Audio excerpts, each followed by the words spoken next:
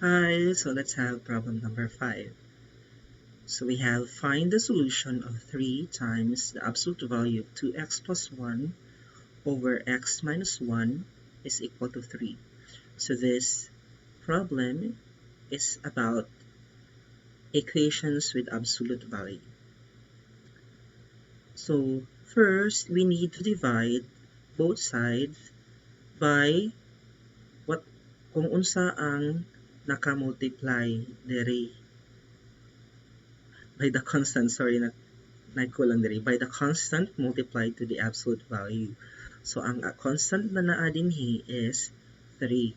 So ngano kinahanglan man siya because ang ato ang theorem kay wala siya constant na naka-multiply. So we need to divide. So divide both sides by 3. So mahimo na siyang to absolute value 2x plus 1 over x minus 1 is equal to 1. Then we apply what we know. So mo na ito ang nabalaan na ang if the absolute value of x is equal to a, then x is equal to a or x is equal to negative a. So this is the definition of the absolute value. So so we can now apply. So we have 2x plus 1 over x minus 1 is equal to 1, that is positive, or 2x over x minus 1 is equal to negative 1. Then, solve each equations by multiplying both sides by the denominator. So, atong i-multiply ang both sides by the denominator. So, mahimo na ni siyang 2x plus 1 is equal to x minus 1. Or, this we multiplied both sides by the denominator, which is x minus 1. So, makancel out ang x minus 1. So, we have 2x plus 1 is equal to, we have negative 1 times x minus 1.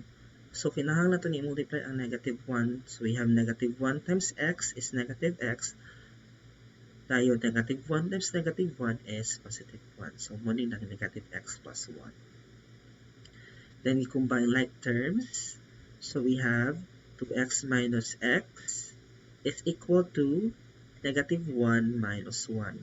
Or, we have 2x plus x is equal to 1 minus 1. Then we simplify each sides of the equation.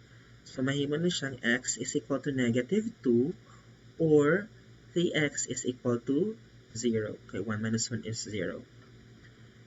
So we have x is equal to negative 2. We divide both sides by positive 3.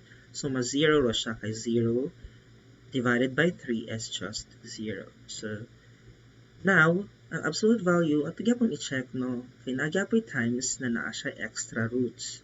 So, check the roots by substituting it to the original equation to see if there are extraneous roots.